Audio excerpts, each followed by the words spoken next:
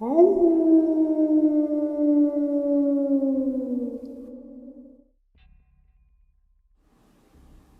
and salutations, everyone. I hope everyone is doing well today. Happy 4th of July.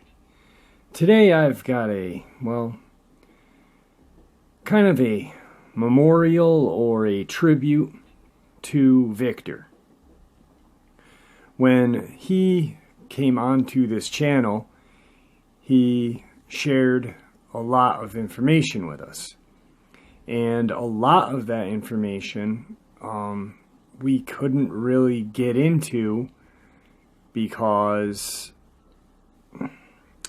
time, or we just centered around the canine cryptids. But today I am going to take a look at the reptilians, or the lizard men, or let's be politically correct, lizard people. Before we get into today's upload, though, a couple links.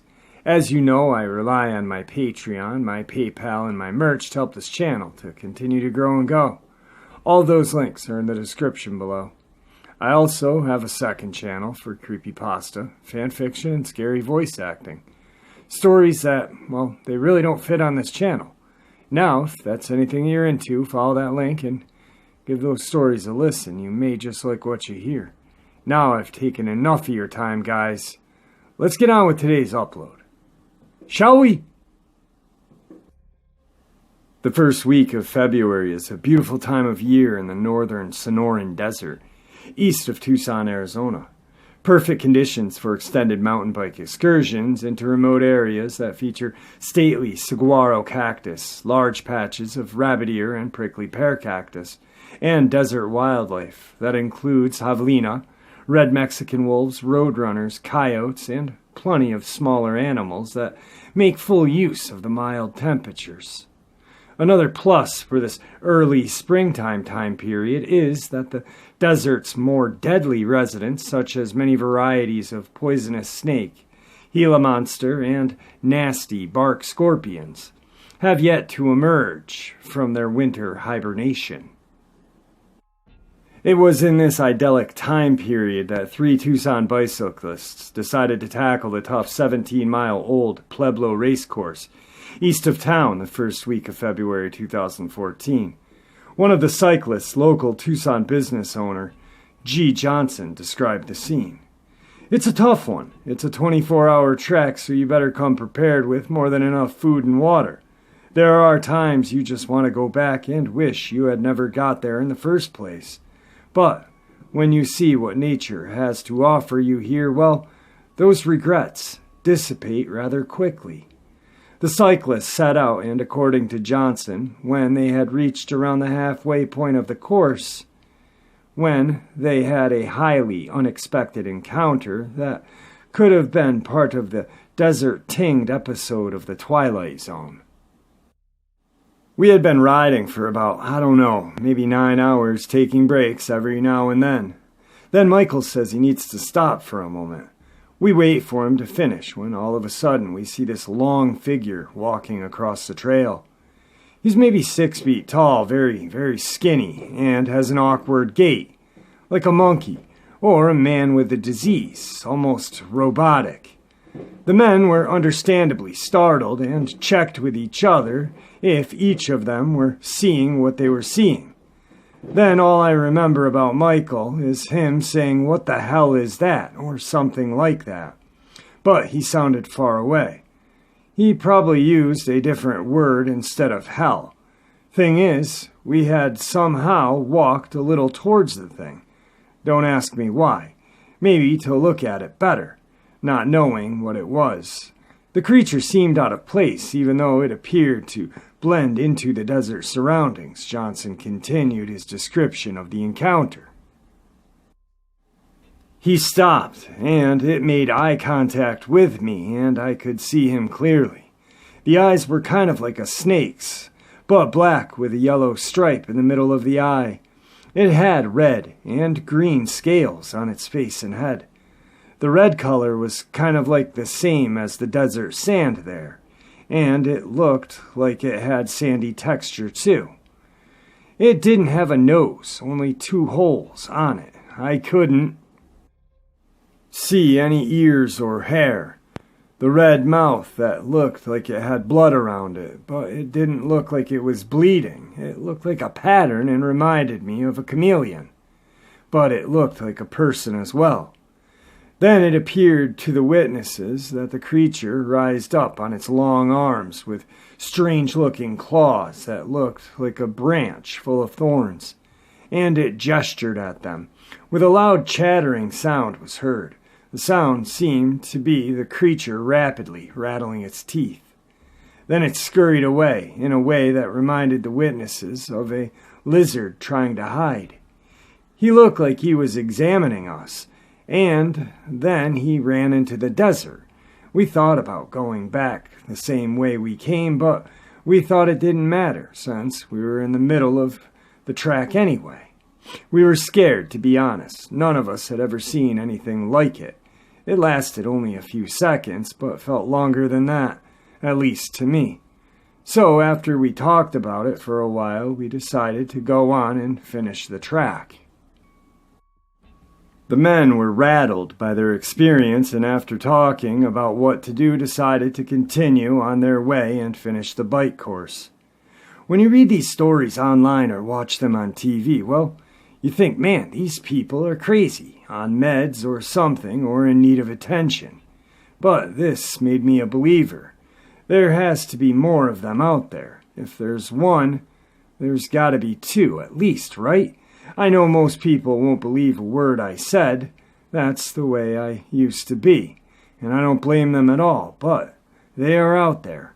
Now, I'm not saying this is an alien or a chupacabra or anything like it. All I'm saying is I've never seen anything like it in my life. But I'm no biologist, so what do I know?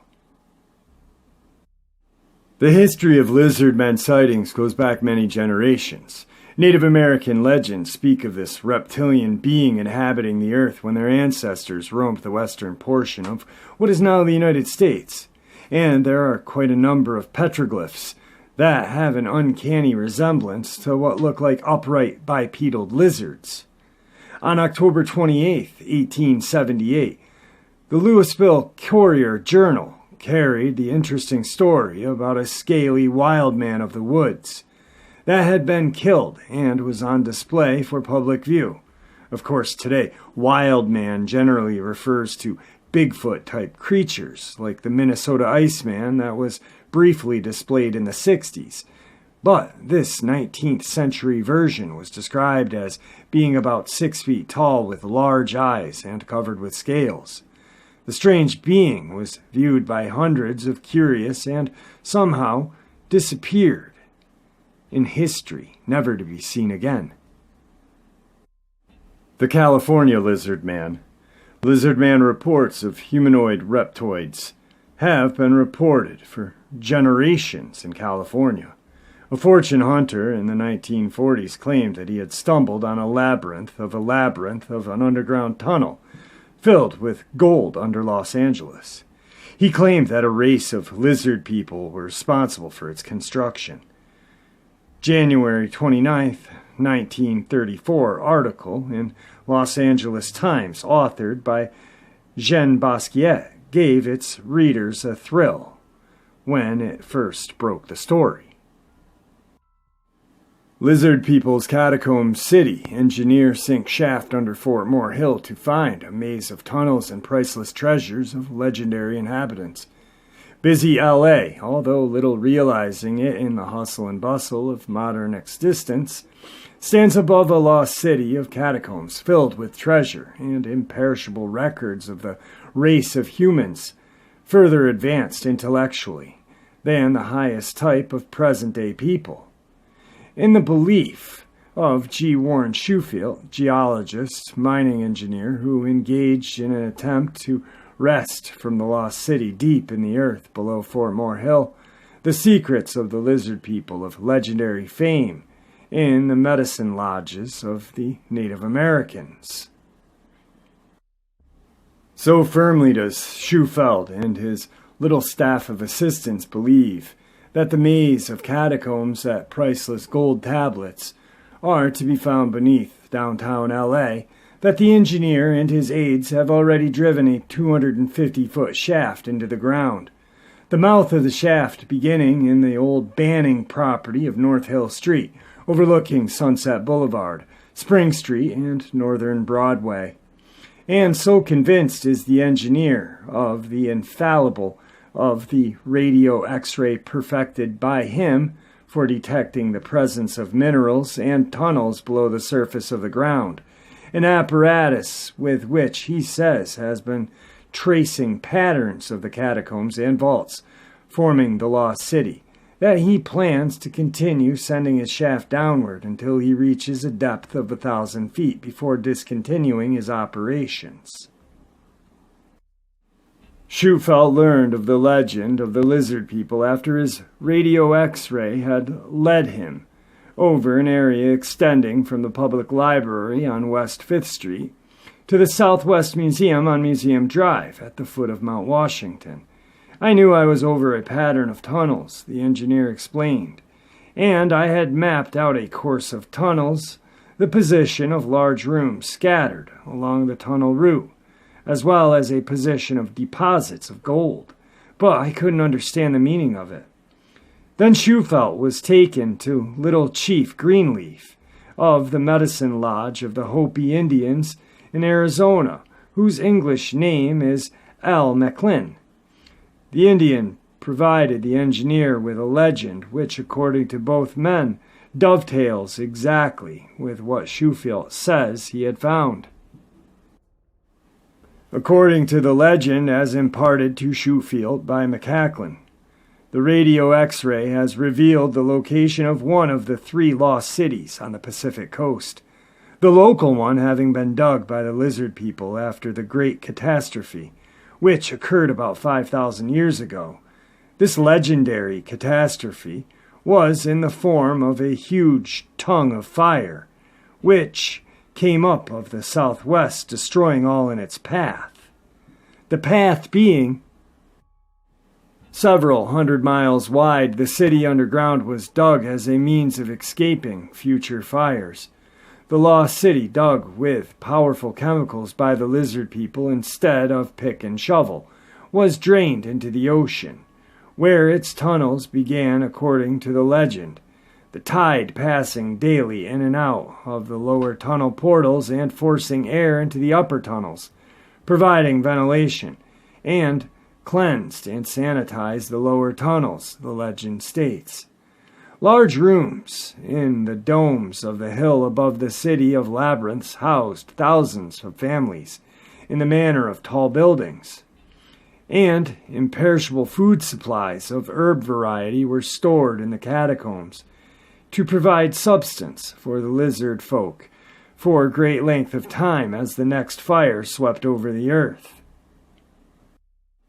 The lizard people, the legends have it, regard the lizard as a symbol of long life. Their city is laid out like a lizard, according to the legend. Its tail to the southwest, far below 5th and Hope Streets. Its head to the northeast, at Lookout and Murata Streets. The city's key room is situated directly under South Broadway, near 2nd Street, according to Shufelt and the legend. This key room is the directory to all the parts of the city, and to all record tablets. The legend states all records were to be kept on golden tablets. 4 feet long and 14 inches wide, one of these tablets of gold having been the symbol of life to the legendary lizard people, will be found the record of history of the Mayans, and on one particular tablet, the southwest corner of which will be missing, is found the record of the origin of the human race. Shufelt stated he has taken X-ray pictures of 37 such tablets, 3 of which have their southwest corners cut off. Shufelt stated that he has taken X-ray pictures of 37 such tablets, 3 of which have their southwest corners cut off. My radio X-ray pictures of the tunnels and rooms, which are subsurface voids, and of gold pictures with perfect corners, sides, and ends, are scientific proof of their existence. Schofield said, however, the legendary story must remain speculative and unearthed by excavation.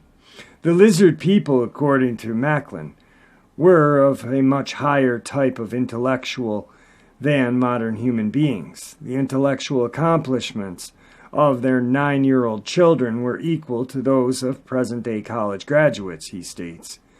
So greatly advanced scientifically were these people that in addition to perfecting a chemical solution by which they bored underground without removing any earth and rock, they also developed a cement far stronger and better than any in use of modern times, which they lined their tunnels and rooms. Other locales in California have also produced reports over the years. The following decade, in the 50s, a man driving near Riverside, California, claimed he narrowly missed hitting a lizard man crossing the road. Mount Shasta area has been the site of reports of underground dwelling lizard men. Other Southern California stories also mention human-like reptilians, including some that sound like large, upright iguanas that are often associated with caves and tunnels. There are also reports of water-dwelling lizard type that are said to live in Lake Eleanor, described as having spines running the length of their spine and an extremely shy disposition. These creatures are reported of water monsters and spiny-backed water lizards. Native American legends and some Vogger reports have also surfaced in the lower Colorado River, but no rumors have any documentation to substantiate them to my knowledge. The Black Mountain Reptilian Encounter. Now, desert encounters with so-called lizard men that lurk in the secret around the world are rare, but they are occasionally reported. Case in point. In 1977, Sherry Hinkle lived on the outskirts of Henderson, Nevada, and she recalled a strange encounter reported by her 13-year-old son Mark and a friend who were exploring near the slopes of Black Mountain. That is home to many TV, radio, and communication towers that feed the Las Vegas region. The area is dotted with abandoned mines and caves, and the place was off limits to the boys. But boys being boys, they decided to explore the area anyway, according to Hinkle.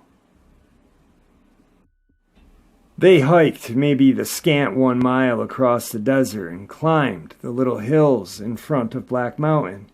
On the backside of one of those little hills, Mark and Harry located a cave. They had to squirm into the narrow opening and belly crawl through the cave to a larger room and turn on their small pocket flashlights. They saw a circular room, roughly 9 feet across. Near the back wall, they spotted a large, deeper hole. They found several large branches that someone had dragged a couple large branches about a mile from the closest tree and tossed the branches into the hole, creating a makeshift ladder to climb down into the lower pit. The pit was roomy, with a short annex. Occasional debris littered the rocky floor, like a tin can or two.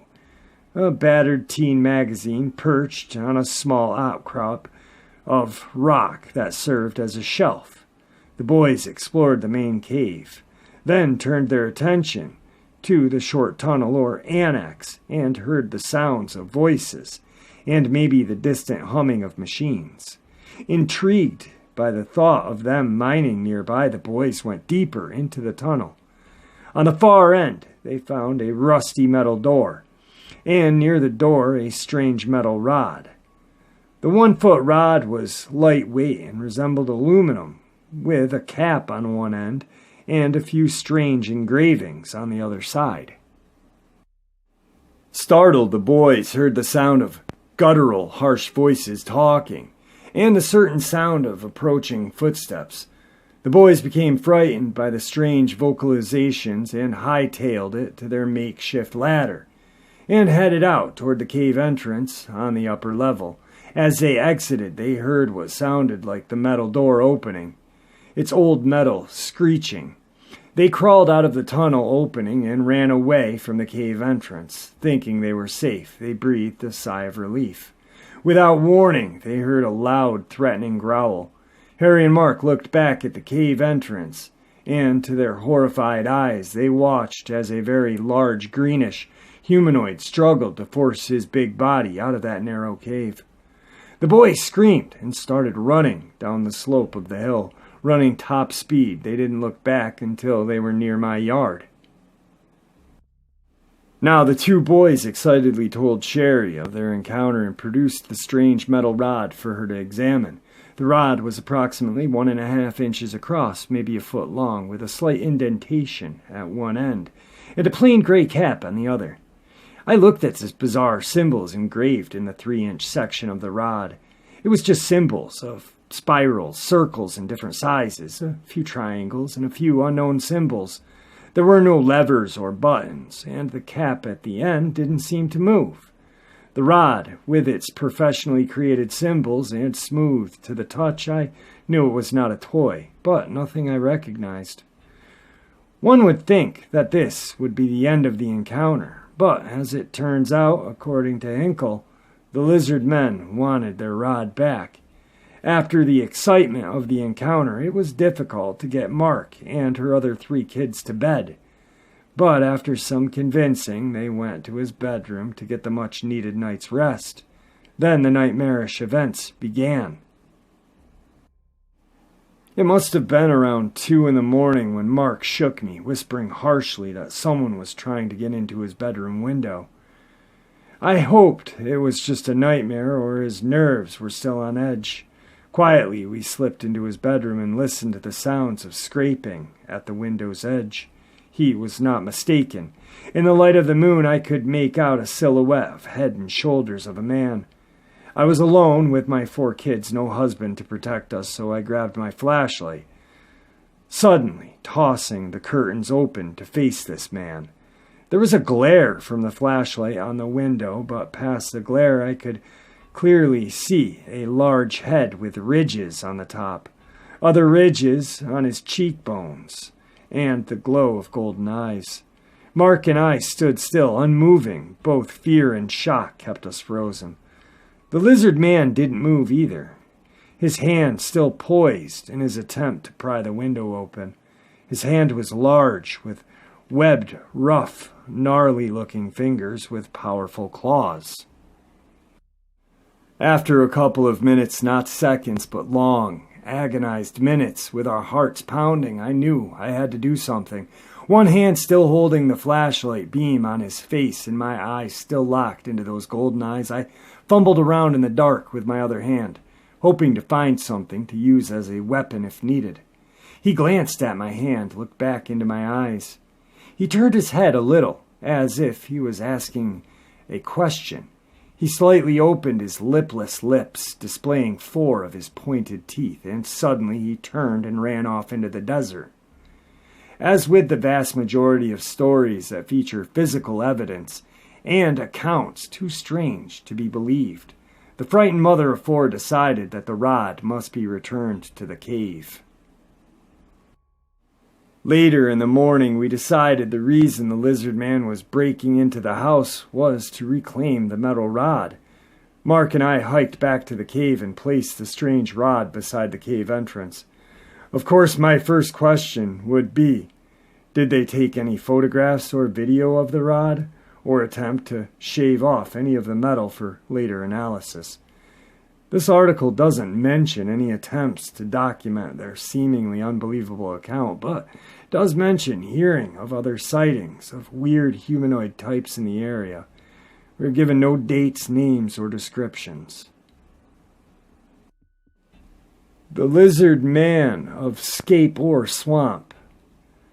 The most sensational and well-known Lizard Man report was a series of sightings of what became known as the Lizard Man of Scape Ore Swamp, also the Lizard Man of Lee County.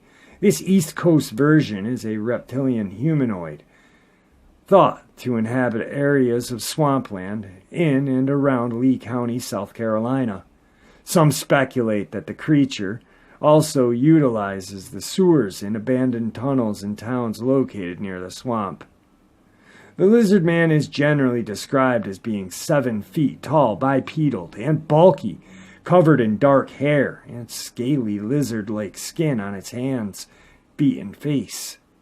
It is said to have 3 toes on each foot and 3 fingers on each hand. The creature has an incredible degree of strength, more than capable of ripping into a car. A few witnesses have reported seeing a tail, although in the majority of cases a tail was not seen. Texas crypto hunter and researcher Lyle Blackburn has recently published an excellent book on the Scape Ore Swamp Lizard Man of South Carolina titled Lizard Man, that details the various sightings and encounters of the strange reptilian being. The first official sighting of the creature was made by Christopher Davis, a 17-year-old, who claimed he encountered the creature while driving home from work late at night on June 29, 1988.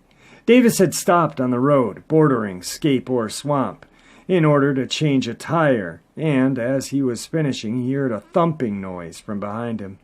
Turned around to see the frightening-looking creature running at him. He said the creature tried to grab at the car and then jumped on the roof as he tried to drive away. Davis swerved from side to side in effort to throw it off the top of the car, but the creature managed to hang on for a distance. When he returned home, Davis found that his side view mirror was damaged and scratch marks was found on the roof. I looked back and saw something running across the field towards me. It was about 25 yards away, and I saw red, glowing eyes.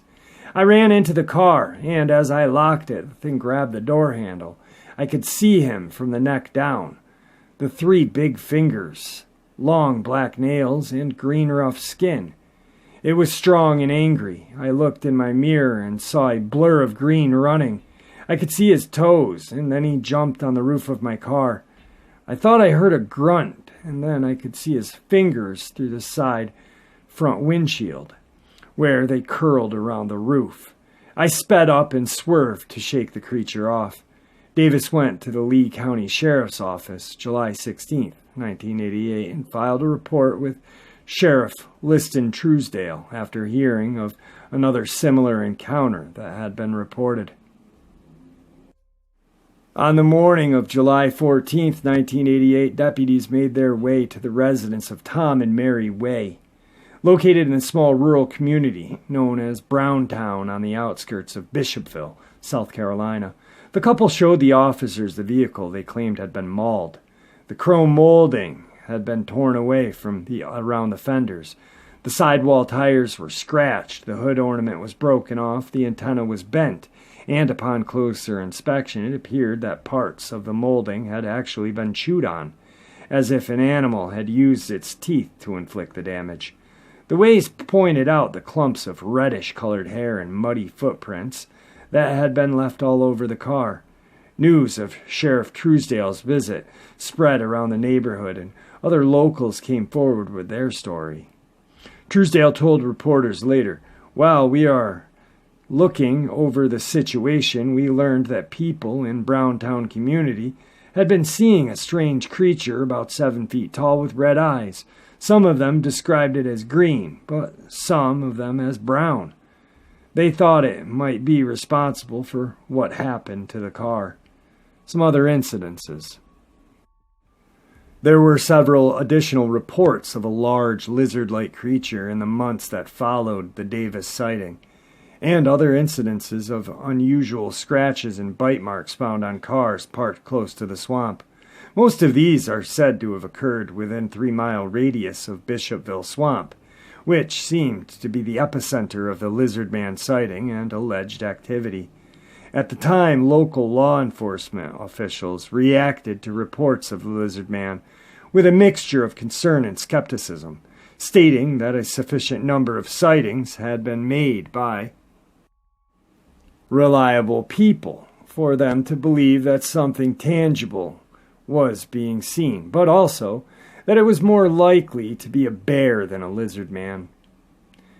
2 weeks after Davis's sighting, the sheriff's department made several plaster casts of what appeared to be a three-toed footprint, measuring some 14 inches in length. Blackburn mentions the media circus that erupted after the story was picked up by wire services.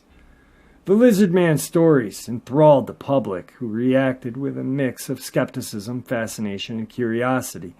Carloads of curious sightseers began to jam Browntown Road as they came for a glimpse of Scape Ore Swamp and, if they were lucky, the creature itself. Traffic on the road was steadily from the morning to midnight, something local woodsmen say is a direct result of the sightings. The Item newspaper reported on July 20th, 1988, to make things worse, the WCOS FM radio station out of Columbia offered $1 million reward to anyone who could bring in the lizard thing alive. This not only attracted more outside attention, it also brought in scores of would-be hunters, who were often armed and dangerous. According to the Item article, 4 local friends, each about 20 years old, brought rifles and trucks to the bridge in effort to do a little sightseeing and maybe collect the reward. When asked if he would try to spare the creature and thus meet the main requirement of collecting the money, Tony White replied, "Damn straight, I wouldn't have to work a day in my life." Reporters, television crews, and photographers also began frequenting the area in growing numbers. As they fished for the Lizard Man, information from locals and shot rolls off of film to accompany their articles and features. The July 20th edition of the Press Courier reported, "The swamp was swamped with TV crews and other curious people hoping to catch a glimpse of the creature." Blackburn is still puzzled about these reptilian human sightings, and in his book Lizard Man mentions the possibility of these sightings may somehow be related to the swamp apes or Bigfoot. Beyond the standard explanations that perpetually swirl around most cryptid sightings, other more fantastic theories have been proposed by researchers for these Lizard Man cases. These are not specific to the Bishopville Lizardmen. Rather, they are intended to account for any and all scaly or otherwise reptilian humanoids. These theories include rare skin diseases, highly evolved dinosaurs, a race of intelligent subterranean reptilians, and even government conspiracies. Some of these may seem extreme in what many consider to be purely cryptozoological case, but perhaps this is due in part to the very concept of the Lizard Man, one that defies the basic rules of biology. It's not a stretch to theorize that Bigfoot, if real, is simply an undocumented humanoid, sharing traits of both ape and man, since it is presumably a creature that could naturally occur in nature. But if a Lizard Man possesses traits of both human and reptile, then this becomes more difficult to rationalize. Alright guys, reason why I did this is because Victor had shared with us some information on the reptilians. A lot of what he said mirrored what I just narrated. The underground tunnel system near the ocean, and there being 3 cities underground on the Pacific coast. I'm sure there are some on the East Coast as well. I'm sure there's some around the whole United States. I want to get to the bottom of pretty much everything. When I said I wanted to take my channel to a different level, I didn't mean just narrating and having interviews, but as I'm feeling better and my body is getting healthier, physical therapy, my feet are getting better, I want to start making documentation or docu-series of me going into the woods, me going into urban exploration sites. But I want to start unraveling the cover-up by the government. As of lately, I've been noticing a lot of weird things happening with my phone. A few people have pointed this out to me. Now, I know some won't believe it, but if it's not happening to them, it doesn't happen at all, right? Well, I can assure you that this is happening to me. I was talking to a friend last night about this upload that I was going to do and some theories that I had, which I will share as well.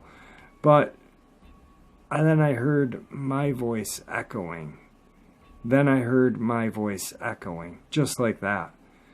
A second delay. It was very strange. I have a friend who, every time I hang up with him, there is a odd beeping and pinging noise. So I'm not sure what's going on. I'm sure possibly I'm being watched because of the channel, but I'm going to get to the truth of all of this, and I'm not going to stop. I know that Victor would want me to continue down the path that I was on. And meeting him just opened more room for questions. I'm very fascinated with these reptilians. I want to know more about them. I want to know more about the dogman, the werewolf, the Bigfoot, everything I want to know. Also, if my channel is being watched, I'm purposely going to say this. William shared the story of why he had to go to Santa Cruz with me. And I'm going to share that probably tomorrow with you guys. Hopefully I don't get a email or anything or someone showing up at my door telling me to stop. But either way, I'm not going to stop because we need answers. And it's our right. I have freedom of speech, so as long as I'm not hurting anybody or inciting riots, I can say what I want on my channel. And if they don't like it, tough titties. Excuse me, I'm sorry guys. Tough crap. Whatever, I don't know. Tough titties sounded better. So yeah, that's the plan. But this encounter that he had in Santa Cruz is, I'll just put it this way, it's not a dog man.